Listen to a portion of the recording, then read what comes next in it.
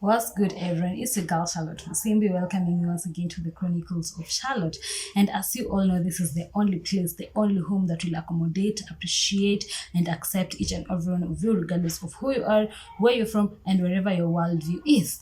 And with that said, I have this question for the millennials and this young generation. Have you ever pictured yourself living in the 90s or in the 80s? If by chance, would you survive? What mode of lifestyle or what mode of behavior or what mode of relations would be having with people around you? With that said, social media has become a giant to this globe. Everyone is fighting and everyone is competing towards and against social media. Why? People want to stay connected, people want to enrich friendships, people want to get informed, people want guidance, people want to keep in touch and learn new modes of everything. Every day, every time, there's always these new inventions. And how do we get to know about it? Twitter, Instagram, Facebook, WhatsApp groups, you can name them, Telegram, and everything that revolves in the technology.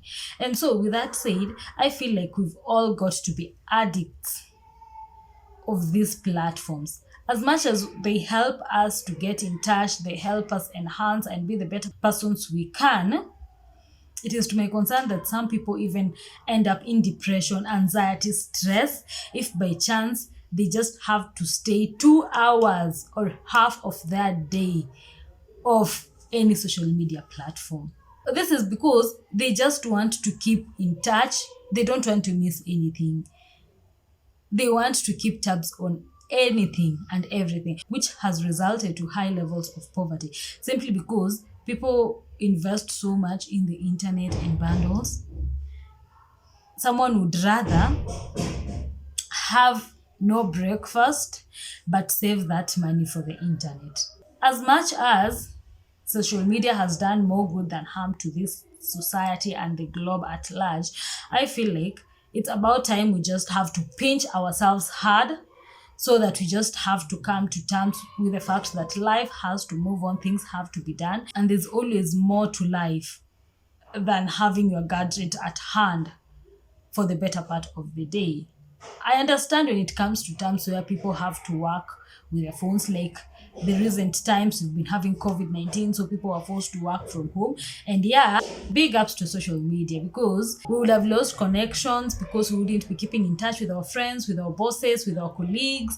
And even if we would be doing that, it would be taking months and weeks before we get these feedbacks. Like you put yourself in this 90s and 80s where people used to communicate with letters. Imagine someone in Nairobi sending a letter on Wednesday, and by the time it gets to Kisumu, it's way past a week. Even the message has lost its essence. And it's so amazing that each and every one of us has this icon or this person we just look up to in this platform.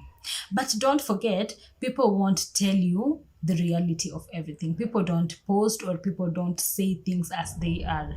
They tell you what they want to hear and they'll show you what you want to see. And so, bringing me to the point of faking lifestyles. Do you know that 3/4 of the people in social media are living their second persons? As in, they are not the same people you'd meet them behind those cameras. Believe you me. So don't let yourself fall into depression or don't let yourself sleeping hungry, all in the name of I have to get this outfit like so and so. I have to also look like someone who's living the life. I have to also visit these places. Come on. There's always time for everything. Each and everyone has a story to write. Each and everyone has their own destiny. So let us take a day at a time and let us just be ourselves. Don't let the pressure from these platforms, the pressure from what people are doing out here get you into seeking moves where you have to steal or you have to con people so that you may be able to cope up. This goes to all the ladies in the house. Who told you like you don't look amazing? Who told you like your body is not perfect? I don't understand why this is the time where people have realized like they're not having the perfect bodies.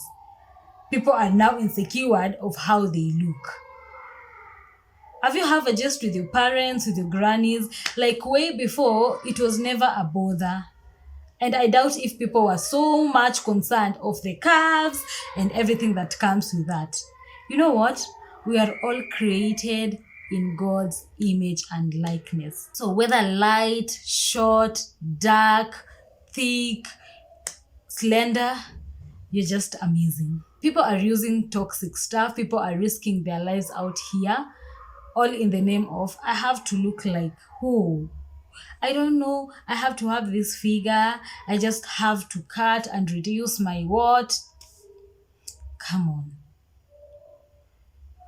How would it feel being at 50 and your face, your body, your hands are at 90? So don't let people out here bully you in the social media platforms. As much as we are making good use of our social media platforms, we're trying to stay connected. We're trying to make these moves. We're doing these challenges. Close your eyes, close your ears.